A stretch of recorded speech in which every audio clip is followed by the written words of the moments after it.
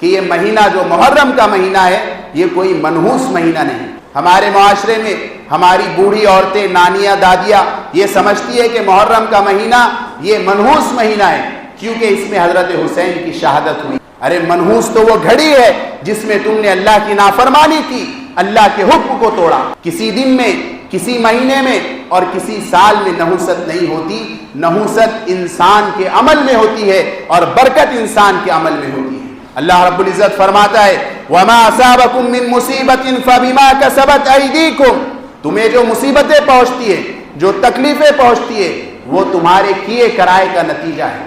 جو عمل تم کرتے ہو اس کا نتیجہ ہے کہ تمہیں تکلیف پہنچتی ہے اور تمہیں جو ہے ان حالات سے گزرنا پڑتا ہے۔ تو یہ مہینہ نہ سوگ منانے کا، نہ غم منانے کا، نہ شادی بیاہ روکنے کا یہ مہینہ نہیں ہے، بلکہ یہ مہینہ عبادت کا مہینہ، روزہ رکھنے کا مہینہ، تلاوت کرنے کا، اللہ سے قریب ہونے کا مہینہ اور اللہ رب العزت سے مانگنے کا، اپنا محاسبہ کرنے کا، اپنی زندگی کو بدلنے کا مہینہ ہے۔